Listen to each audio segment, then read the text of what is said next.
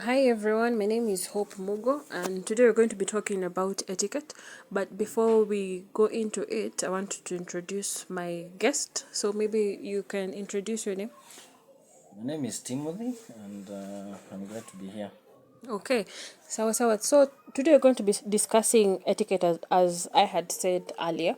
And when talking about etiquette basically it's the accepted ways of doing things in the society. And we will first start with telephone etiquette. So, Timothy, what do you understand by the term telephone etiquette?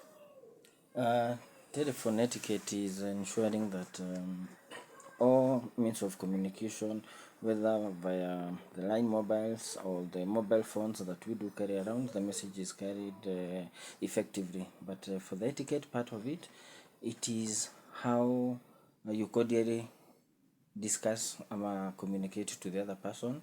Their there are means that you use, how you greet someone, from the way you pass the message to the way you sign off that conversation. If I were to give an example, if I pick up a call and it's an official call, good afternoon, my name is Timothy, welcome to so and so company, how may I assist you? That customer will feel accepted, greeted in the correct manner. If there is a complaint, talk to them cordially. Thank you for that. We do apologize for what has happened. We are going to look into it. Once the conversation is done, sign off the telephone conversation by saying, being polite as you sign off. Thank you for so much for calling us, and thank you for so much for your time. Do have a good afternoon. Thank you.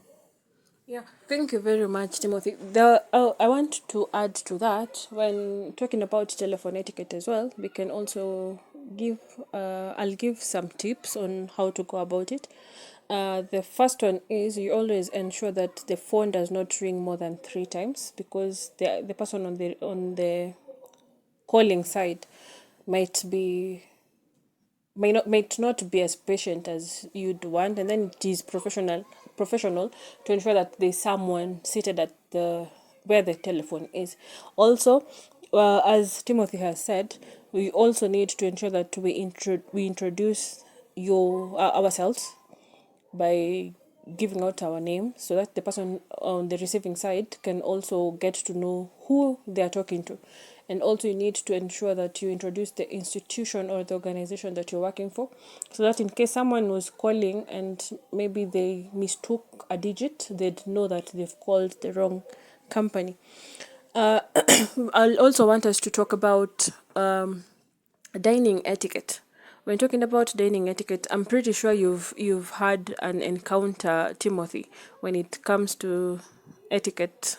So maybe you can give us a story about maybe the different cultures and maybe a culture shock that you've experienced when talking about when dealing with dining etiquette.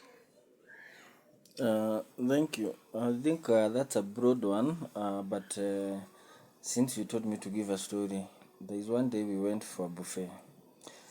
Is it a buffet or a buffet? But all you know, Potato, potato. potato, potato, tomato, tomato. Yes. Um, and someone put a huge, the plate was overflowing with goodies, served themselves, the soup was pouring all over. Foods that they are not expected, they don't even know how to eat them. So um, the person concerned was rather embarrassed because to the rest, everyone was just looking at him. But formally, if you go for a formal dinner or even the normal any dining place, um, the normal accepted things that we do, let the food come, don't eat in a hurry, put small pieces in your mouth, chew slowly, close your mouth as you chew, in case you need to blow your nose because sometimes it's normal, Excuse excuse yourself. yourself, Yeah. don't bang on the plate, don't sip tea, like you know that is the African way. If you have some food on your side, on your lips, take a towel, a paper towel, wipe it off. Don't wipe it off with your hands. Don't smear food all over your lips. Open your mouth wide, put it, drag it with your teeth. Such simple and nice things. Thank also the person who gave you the food. That is dining etiquette. Hi, thank you for the food. Could I have some water? Excuse me. Those kind of things. I have a question in regards to table etiquette. Now, you normally find that when you might not know the temperature of the food that you're eating, and then maybe you've just cut some piece of potato, and once it gets to your tongue, it burns. So what are you supposed to do? Are you supposed to just close your mouth and just let the tears drop down your face because you're not able to chew the food? Are you supposed to spit the food? What are you supposed to do about it? And not traditionally, we have learned to spit the food like bullets, so that the hot potato can come out of your mouth with some fumes. No, uh, just drop it slowly on a paper towel and place it on the table. Your hand speed will determine how much you get burned, but that is the best way to do it.